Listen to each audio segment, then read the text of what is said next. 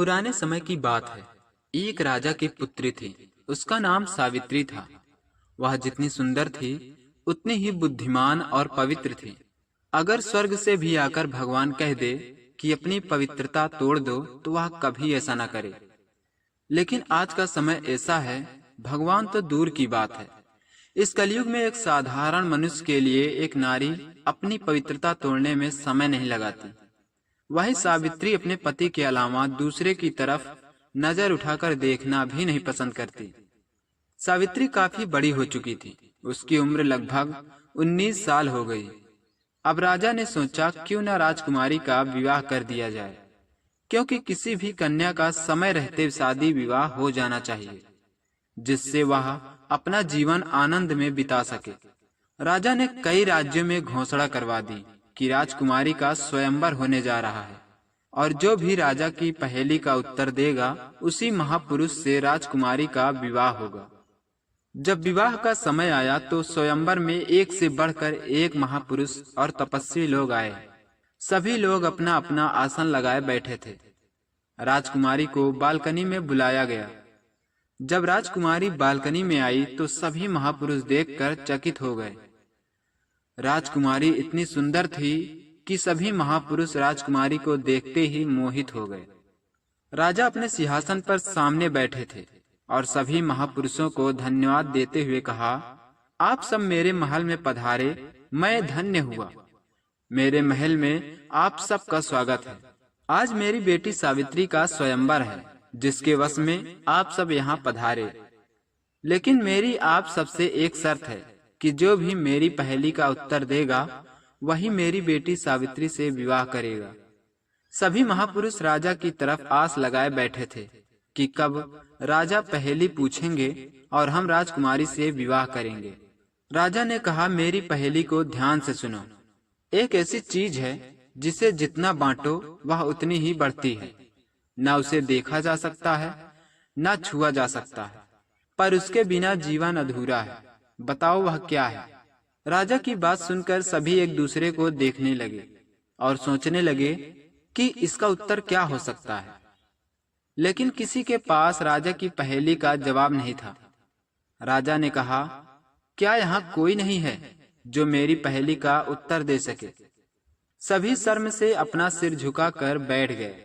उसी दरबार में एक तपस्वी था जो बहुत ही सुंदर और हष्ट-पुष्ट था, लेकिन वह बहुत गरीब था। वह जंगल में एक झोपड़ी बनाकर रहता था। उसका नाम सत्यवान था। वह राजा के सामने खड़ा हुआ और झट से पहेली का उत्तर बता दिया। राजा तपस्वी की बात सुनकर बहुत खुश हुए और कहा, हे राजन, मैं आपके उत्तर से बहुत खुश हुआ। आपने मेरी पहेली का उत्तर देकर मेरा मान बढ़ा दिया।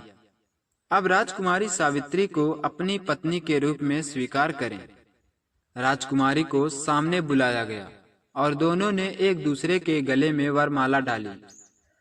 राजा बोले, विवाह तो हो गया, लेकिन मैं चाहता हूँ कि मेरी बेटी की शादी धूमधाम से हो, इसलिए पंडित से मुहूर्त निकलवाकर शादी धूमधाम से मनाएंगे।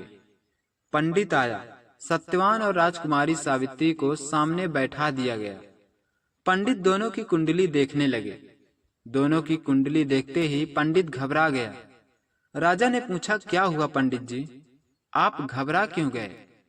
पंडित ने कहा, हे राजन, काश मैं इस कुंडली को बदल सकता। राजा ने कहा, ऐसा क्या है कुंडली में, मुझे भी बताओ। पंडित थोड़ा हिचकिचाते हुए कहा, राजन, आपकी बेटी के पति की कुंडली में दोष है। वह यह कि सत्यवान केवल 2 महीने जीवित रहेगा। राजा पंडित की बात सुनकर दुखी हो गए और कहा, मैं अपनी बेटी की शादी इनसे नहीं कर सकता, क्योंकि मैं अपनी बेटी को विधवा नहीं देखना चाहता। सावित्री बोली, हे पिताजी, जिसने मन से, आत्मा से और धर्म से किसी को अपना पति स्वीकार कर लिया हो, वह दोबारा किसी और को कैसे स्वीकार कर सकती है? और यही मेरी आखिरी इच्छा है। राजा ने कहा, जाओ बेटी, तुम जिस पतिव्रता और धर्म से अपने पति को अपनाया है, तुम जहाँ भी रहोगी खुश रहोगी, और स्वयं भगवान भी तुम्हारे सामने सर झुकाएंगे। ऐसा कहकर अपनी बेटी को आशीर्वाद दिया और विदा कर दिया। सावित्री ने राजमहल का सुख छोड़ दिया और सत्यवान के साथ वन में रहने लगी। वहां वह पति की सेवा करती, व्रत रखती और भगवान से प्रार्थना करती। जैसे जैसे दिन बीतते गए, वह दिन भी आया जब सत्यवान की मृत्यु का योग था। उस दिन सावित्री ने निर्जला व्रत रखा और पूरे दिन अपने पति के साथ रही। दोपहर को सत्यवान लकड़ियां काटने गया तो उसके सिर में दर्द हुआ और वह उसकी गोद में गिर गया। तभी यमराज प्रकट हुए। उन्होंने सत्यवान की आत्मा को लिया और चलने लगे। सावित्री भी यमराज के पीछे पीछे चलने लगी। यमराज ने कहा, सावित्री, अब तुम लौट जाओ, यह विधि का विधान है। सावित्री बोली, जहां मेरे पति हैं वहीं मेरा धर्म है। जब तक प्राण है मैं साथ चलूंगी। धर्मराज ने उसकी धर्मपरायण बुद्धि और नारी धर्म निष्ठा से प्रभावित होकर कहा, सावित्री, मैं तुम्हारे पतिव्रता और धर्म निष्ठा से खुश हुआ। मांगो, मैं तुम्हें एक वरदान दूंगा, पर सत्यवान का जीवन नहीं। सावित्री ने कहा, ठीक है, मुझे वरदान में बस इतना चाहिए कि मैं पतिव्रता के साथ 100 पुत्रों की माँ बनूं। यमराज ने वरदान दे दिया, लेकिन कुछ ही कदम बाद रुक गए।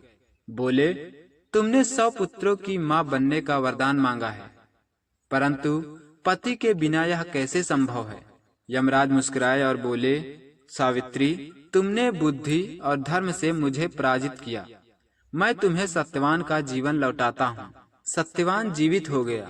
सावित्री की तपस्या और साहस के कारण न केवल उसका पति जीवित हुआ, बल्कि उसके परिवार का भाग्य भी बदल गया। दोस्तों, यह थी एक सच्ची पत्नी की कहानी। क्या आज के समय में भी कोई ऐसी पत्नी है जो अपने पति के लिए अपना सब कुछ त्याग दे? अगर हाँ, तो हमें कमेंट में जरूर बताएं और साथ ही बताएं कि राजा की पहेली का उत्तर क्या था। दोस्तों, हमारी अगली वीडियो होगी एक डरावनी रहस्यमयी कहानी, जिसमें एक पुलिस अफसर रात के करीब 2:30 बजे ड्यूटी करके वापस अपने घर जा रहा होता है। तभी वह देखता है कि रास्ते में एक औरत सफेद साड़ी में खड़ी है। वह बहुत गोरी चिट्टी होती है। पुलिस उस औरत से कहता है, तुम यहाँ इतनी रात को क्या कर रही हो? औरत बोलती है, मेरा इस दुनिया में कोई नहीं। पुलिस अफसर औरत को अपने घर ले जाता है, लेकिन वह पुलिस अफसर उस औरत से अभी तक अनजान था कि आखिर वह कौन है। जब रात में वह औरत का दोस्तों, पूरा वीडियो देखने के लिए हमारे चैनल को अभी सब्सक्राइब करें और घंटी को जरूर दबाएं। मिलते हैं अगली वीडियो में एक रहस्यमयी डरावनी कहानी के साथ। कहानी अच्छी लगी हो तो लाइक करें, शेयर करें।